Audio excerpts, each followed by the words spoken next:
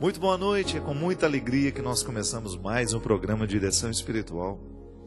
A gente sabe que na nossa vida, o desafio constante de se manter sem desistir é bravo, não é brincadeira.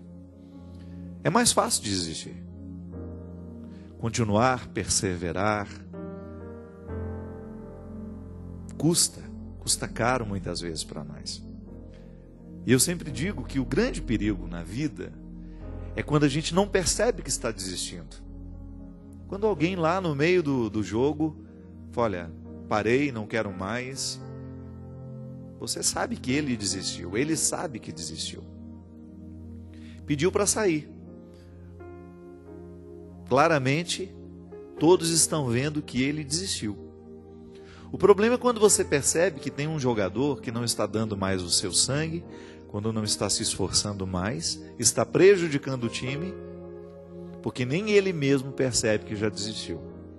Antes mesmo da partida terminar, mesmo estando de corpo presente no campo, ele já deixou de jogar há muito tempo. Essa é a desistência perigosa. É a desistência velada. É aquela que a gente corre o risco de fazer sem perceber que está fazendo. Num jogo de futebol, o que vai ser o problema? A gente vai jogar com um jogador a menos, que está lá meio morto no meio do campo, fingindo que está jogando. E aí o prejuízo é perder um campeonato, perder uma Copa do Mundo, como já aconteceu. Vocês se recordam quando nós estávamos disputando aquela Copa contra a França, na final? O nosso maior craque, o grande Ronaldinho, não estava em campo, muito embora estivesse lá jogando. Porque ele não estava inteiro, né? Polêmico o jogo, ninguém sabe o que aconteceu. O que a gente sabe é que o Ronaldinho estava em campo, mas não estava jogando. Perder uma Copa do Mundo, a gente chora uns 2, 3 dias e passa, né? Mesmo que tem uma coisa irracional, é a gente chorar quando o nosso time perde, né? Porque o que a gente perdeu na verdade? Claro que ganhar é bom, mas um time ali no jogo de futebol, isso passa. Agora, quando é a vida da gente que está em jogo, essa negligência nós não podemos permitir. E mesmo que outros jogadores façam parte do jogo da nossa vida, o principal jogador é você. É você que tem que fazer a defesa, você é o goleiro, você faz a defesa, mas você também é o meio de campo e você é o artilheiro. Tem que ser o artilheiro. Tem que ser o centroavante, aquele que faz o gol. Sabe por quê? Porque nessa partida, ainda que você tenha outras pessoas jogando com você, o protagonismo é seu. E se você começa a entregar os pontos, se você começa a desistir, daqui a pouco você não tem mais condições de vencer. Por quê? Acostumou-se com a desistência, acostumou a perder.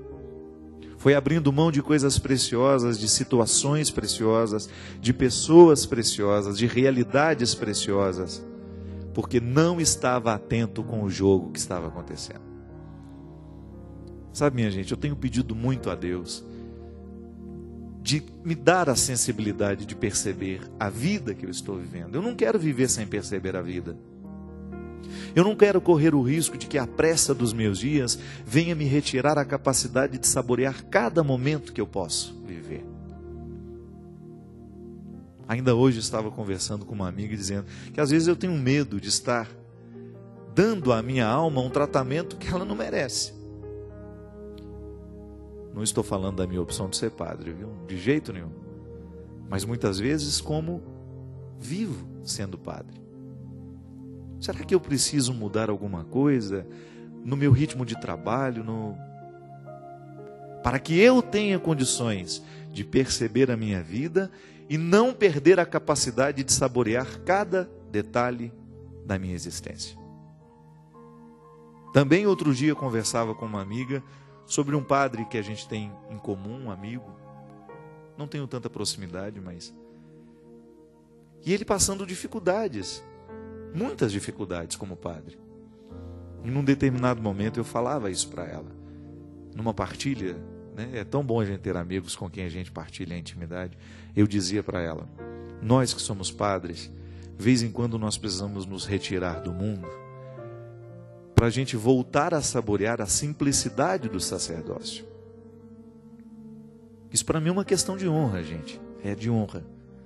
Eu tenho uma vida de padre, eu tenho um coração de padre, eu me interpreto padre o tempo todo, mas eu tenho uma vida diferente do padre da paróquia, ou do padre lá do seminário, do padre que trabalha no hospital.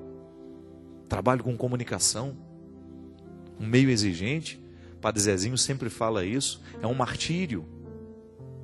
Padre Marcelo, escutei dele outro dia, nas lutas, as dificuldades de ser quem é. Padre Reginaldo Manzotti, Padre Robson, Padre Joãozinho, Padre Evaldo, tantos padres hoje trabalhando com comunicação, Padre Juarez. E quais são os desafios para nós hoje? Não perder a partida, não perder o referencial do que é mais importante para nós. Aí então, de vez em quando, a gente sair desse glamour que a comunicação deu aos padres cantores, aos padres comunicadores, e a gente experimentar a simplicidade da roça, das pessoas simples, de celebrar ali sem nenhum aparato, a não ser você. Você sabe que a coisa que mais me agrada, mesmo às vezes pode parecer uma demagogia, não. Antes de ser padre, antes de fazer o trabalho que eu faço, eu já trabalhava nas comunidades rurais em Taubaté. E eu tinha um prazer imenso de fazer aquele trabalho como diácono. E agora, nas oportunidades que eu tenho, de vez em quando, celebrar com aquele povo simples, sabe por quê? Porque não tem expectativa do padre famoso. É o padre Fábio, é um padre só que vai chegar aqui para fazer a missa para nós. Aí você experimenta a simplicidade do jogo, em que você, sem a necessidade de muitas artimanhas, cumpre bem o papel de ser quem você é. Às vezes isso faz falta para mim, e sei que isso faz falta para você também. Sei que às vezes a sua vida tem muita coisa acontecendo em torno dela, mas eu tenho medo que você não esteja em tudo isso que está acontecendo em torno dela. Sim, eu sou empreendedor nato, eu gosto de trabalhar, eu gosto de produzir, eu tenho um processo criativo muito grande dentro de mim. Às vezes não consigo nem dormir, do tanto que eu penso no que eu posso fazer, no que eu posso... Agora, só que tem uma coisa, eu tenho que estar em tudo aquilo que eu faço. Eu não posso fazer da minha ação um esconderijo do meu ser, para o meu ser. Desculpa, eu acho que eu não me expliquei bem. Eu não posso fazer da minha ação um lugar onde eu não coloque junto o meu ser. O meu ser não pode estar escondido em tudo isso. Eu tenho que estar dentro de cada ação. E às vezes a gente vai fazendo escolhas, a gente vai julgando de um jeito que a gente não percebe que está perdendo. Aí de repente, quando você nota, o déficit já é muito grande, o prejuízo já é muito grande. Aí você olha para trás e diz, aquela velha frase: meu Deus do céu, o que eu fiz da minha vida? Por que eu tratei aquela pessoa daquele jeito? Por que eu não fui mais próximo? Por que eu não trabalhei menos? Ou por que eu não trabalhei mais? Por que eu não me dediquei mais a mim, aos meus projetos? Por que eu não fui capaz de me amar um pouco mais?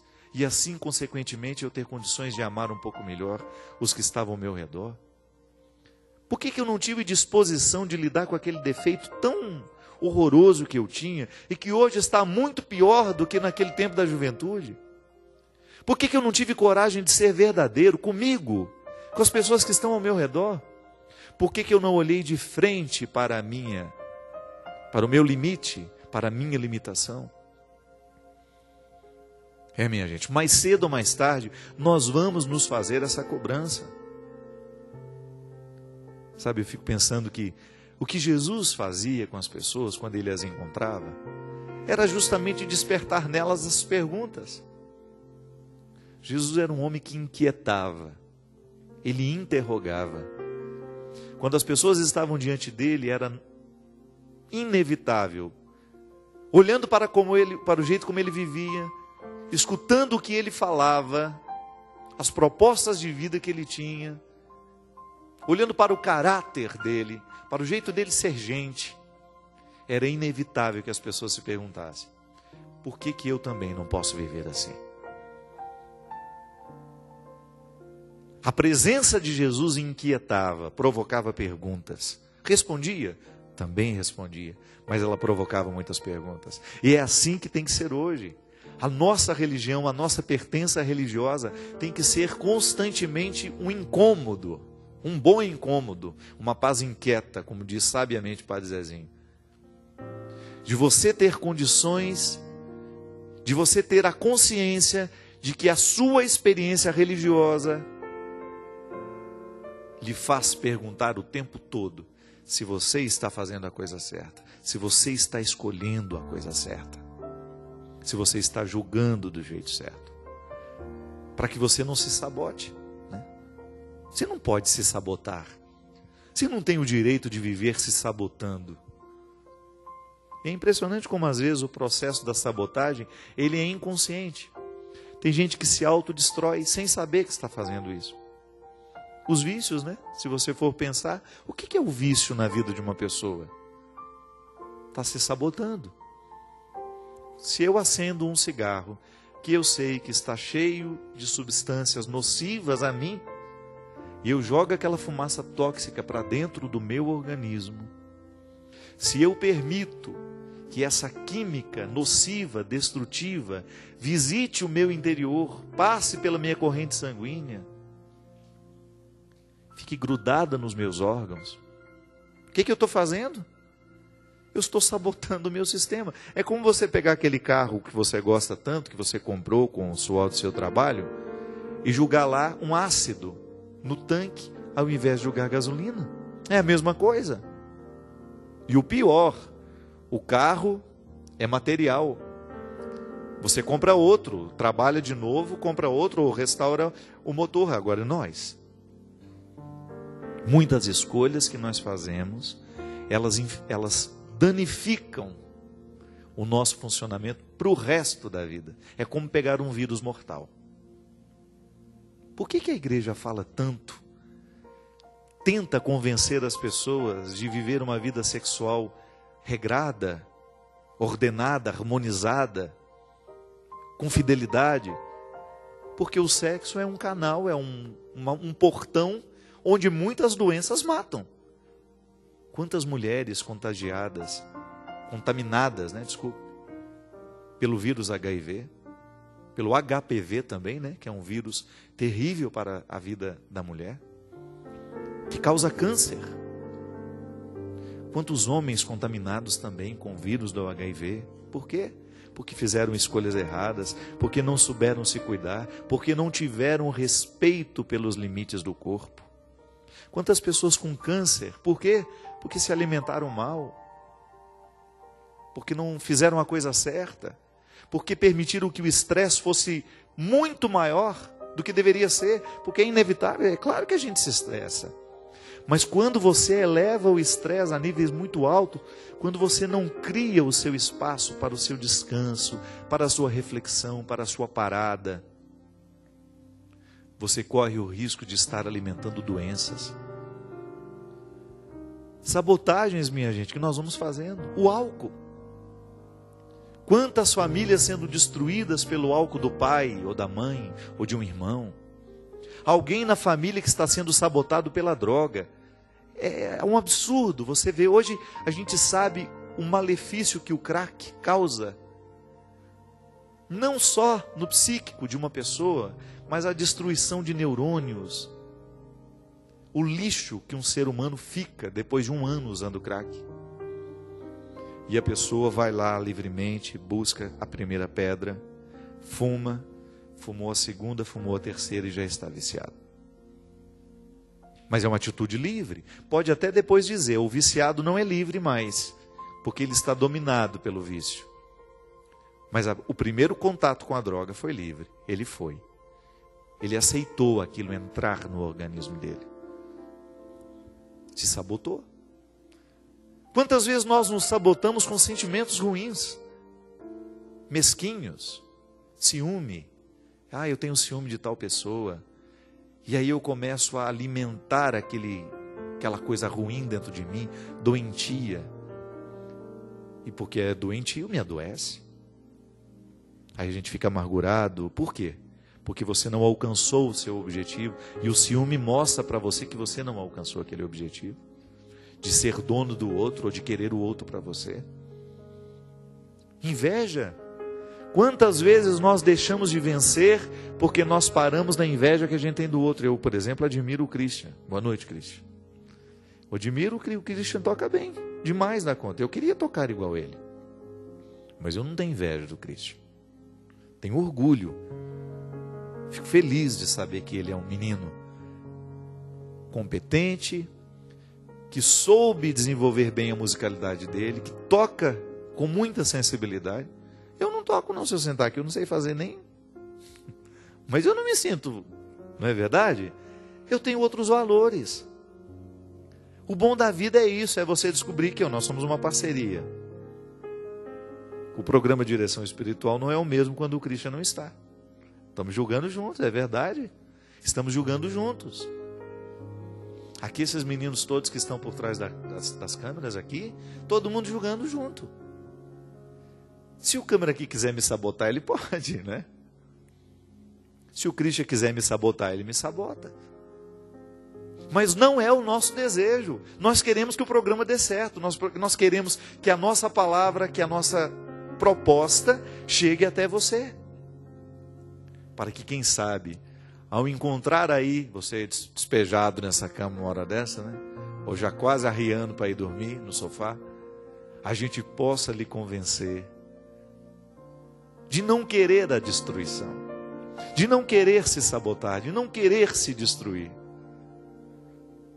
mas de, quem sabe, você voltar a acreditar, de você voltar a ter a possibilidade de um novo tempo, de acreditar que ainda existem coisas boas reservadas para você, que você pode parar de fumar hoje, que você pode parar de beber hoje, que você pode voltar a se amar, que você pode parar de usar essa droga que está lhe destruindo, que você pode jogar fora todos os sentimentos mesquinhos que porventura você tem alimentado dentro do seu coração,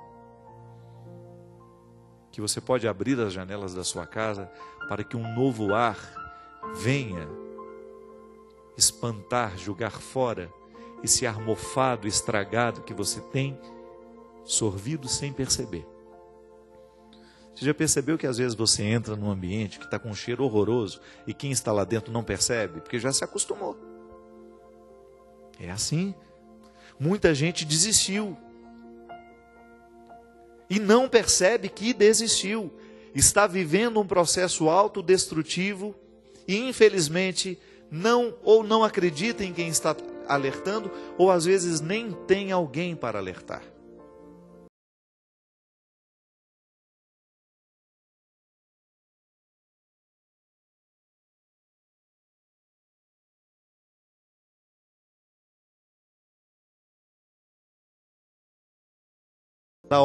Era a hora da cura. Alguém teria que jogá-lo. Ele estava há 20 e tantos anos ali naquela beirada da piscina. E olha que frase triste. Quando Jesus perguntou para ele: por que você não se joga nessas águas para você ter curado? Para você ser curado. E a frase triste: eu não tenho ninguém. A solidão. Não tenho ninguém que me abra os olhos. Não tenho ninguém que me motive. Não tenho ninguém que me encaminhe para uma mudança. Às vezes essa solidão só vai ser quebrada quando a gente sai na direção de alguém que finalmente possa nos ajudar. Aí procura alguém perto. Não fique sonhando com os que estão distantes, não. Ah, eu quero ser amigo do fulano de tal. Você nunca encontrou com ele. Ah, eu quero ser amigo do Antônio Fagundes. Eu acho que eu vou lá para desabafar os meus problemas com ele. Me identifico muito com a arte dele. Não. Você vai encontrar ao seu redor. A amizade tem que ser possível. É de gente que esteja próxima a você, que conheça a sua história e que tenha, ou então que tenha disposição de participar da sua história de um jeito efetivo. Eu não tenho ninguém, mas não vou fazer disso um estado de vítima. Eu vou à busca de alguém que tenha condições de fazer por mim o que sozinho eu não posso. É assim, minha gente.